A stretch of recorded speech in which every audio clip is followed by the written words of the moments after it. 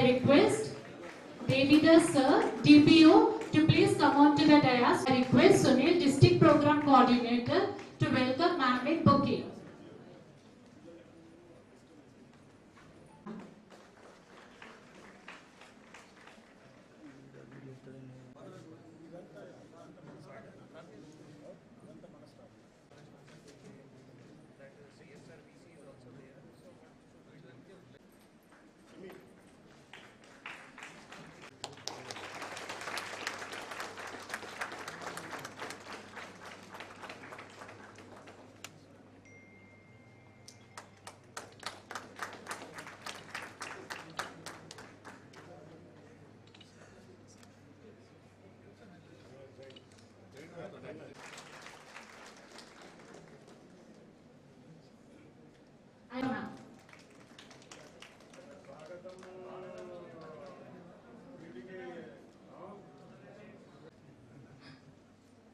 Now we will have the lamp lighting ceremony. We request the dignitaries to please come forward for it.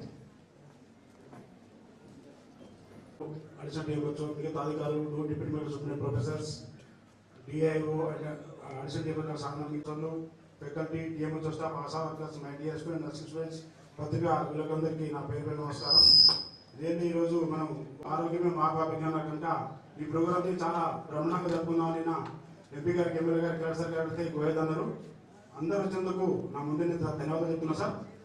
అందిస్తున్నామా అందియడం మీద అవి మనం check చేయాల్సిన బాధ్యత ఉంది. ఇప్పుడు ఆరోగ్య దినోత్సవం మానసిక మరియు భావోద్వేగ ఆరోగ్యాన్ని నియమిత వ్యాయామం ఆరోగ్యకరమైన ప్రాముఖ్యతను నా కుటుంబం తాను ఆరోగ్య సేవలు అందిస్తున్న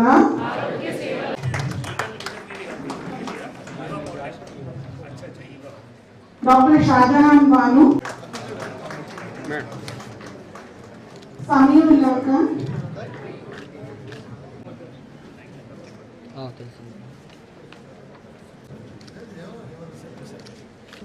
కళ్యాణ్ గారు వచ్చారా?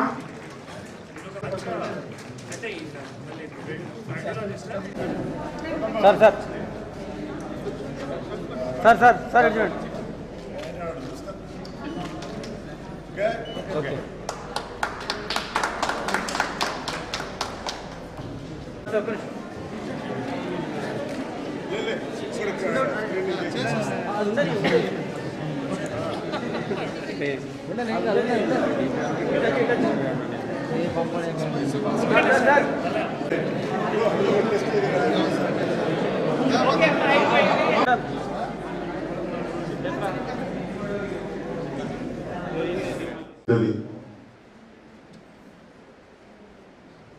మనకి ఇప్పుడు లైఫ్ స్పాన్ ఎంత ఉందో 75 అయిందా ఎంత ఉంది నరేందర్? WHO ఇచ్చినటువంటి రిపోర్ట్ 65 to 70 అంటే 60 నుంచి 70 సంవత్సరాల మనకి లైఫ్ స్పాన్ మనకు ఉంది. ఆ 70లో ఎందుకంటే ఇందాక మాట్లాడుతూ 30-40 నుంచి అనారోగ్యానికి గురైతే అంటే సగం లైఫ్ మొత్తం కూడా ఏ విధంగా మనం ఇబ్బంది పడుతున్నామో మనకు అర్థమవుతా ఉంది. అందుకోసం ఈరోజు ప్రపంచ ఆరోగ్య సంస్థ WHO ప్రతి సంవత్సరం కూడా ఒక థీమ్ తీసుకొని కార్యక్రమాలు చేయండి ప్రపంచవ్యాప్తంగా చెప్తా ఉన్నది. అంటే ఒక లెక్కకు మనం అలారం పెడతాం, ఉదయం 6 గంటలకు లేవాలో 7 గంటలే నువ్వు 6 గంటలకు లేవాలి అని చెప్పేసి ఆ అలారము మనకు చెప్తుంది. అట్లాగే ప్రపంచ ఆరోగ్య సంస్థ కూడా ఏం చెప్తుంది, నిన్ను గుర్తు చేస్తా ఉన్నది. సంవత్సరానికి ఒకసారి నిన్ను గుర్తు చేస్తా ఉంది. నీ యొక్క ఆరోగ్యం ఏ విధంగా ఉండాలి, ఏ విధమైనటువంటి జాగ్రత్తలు తీసుకోవాలి అని చెప్పడానికి, మనకు గుర్తు చేసుకోవడానికి WHO మనకి అందుకే ఈ రోజుని ఏప్రిల్ 7 నాడు వారు గుర్తించి ప్రపంచవ్యాప్తంగా మీ ఆరోగ్యం ఏదో సెలబ్రేషన్ చేసుకున్నాము పోయినామనేది కాదు. మన ఆరోగ్యం గురించి, మీ ఆరోగ్యం గురించి మీరు తెలుసుకోండి అని చెప్పేసి తెలియజేయడానికే ఈ కార్యక్రమం WHO పెట్టడం జరిగింది. ఉండగలుగుతాం, ఆరోగ్యంగా ఉండడం ఎంత ముఖ్యం, అనేకమైనటువంటి విషయాలు చెప్పేటటువంటి ప్రయత్నం చేశాం. ఈరోజు సహజంగా మనిషి యొక్క జీవితంలో అది ఏ ఫీల్డ్ అయినా సరే విపరీతమైనటువంటి మానసిక ఒత్తిళ్లతో దినమంతా గడుస్తుంది. దానికి ఇంతకుముందు చెప్పినట్టు మనం తీసుకునేటటువంటి ఆహారం కానీ, అదేవిధంగా వ్యాయామంకు సంబంధించింది కానీ, నడక కానీ, ఈ రకమైనటువంటి అనేకమైనటువంటి విషయాన్ని బ్యాలెన్స్ చేసుకొని పోతే తప్ప ఆరోగ్యంగా ఉండేటటువంటి పరిస్థితి రాదు. సహజంగా రోగం రాకముందు దాని గురించి పెద్దగా ఆలోచిస్తాం. రోగం వచ్చిన తర్వాత ఎంత గొప్పగా ఆలోచిస్తామంటే, ఈ రోగాన్ని నయం చేసేటటువంటి డాక్టర్లు ఈ దేశంలో ఎవరున్నారు, ఈ రాష్ట్రంలో ఎవరున్నారు, చివరికి ఎక్కువ డబ్బులుంటే ప్రపంచంలో ఎక్కడ ఉన్నాడు ఇంకా మంచి డాక్టర్ అని ఎదిగేటటువంటి ప్రయత్నం చేస్తాం. కానీ ఆ రోగం రాకముందు తీసుకునేటటువంటి చిన్న జాగ్రత్తలు కూడా కొంత అలసత్వం వహించేటువంటి ప్రయత్నం జరుగుతుంది. నిజంగా మనం ఈరోజు ప్రపంచాన్ని ఒకరోజు యోగా గురించి మాట్లాడినప్పుడు చాలా మంది ఎగతాళి చేశారు. నరేంద్ర మోడీ గారు 2014 ప్రపంచానికి మేము ఆరోగ్యం అందించాలనుకుంటున్నాం, ఈ భారతదేశంలో ఉన్నటువంటి ఆరోగ్య రహస్యాన్ని ఈ ప్రపంచానికి అంతా కూడా అలవాటు చేయాలనుకుంటున్నాం అంటే, కొన్ని దేశాలలో కొన్ని ఆర్టికల్స్ అంతా కూడా ఏదన్నా గొప్ప మందు కనిపెట్టిన భారతదేశం ప్రపంచానికి అంతా సరఫరా చేస్తున్నామని రకరకాల వార్తలు వచ్చినాయి.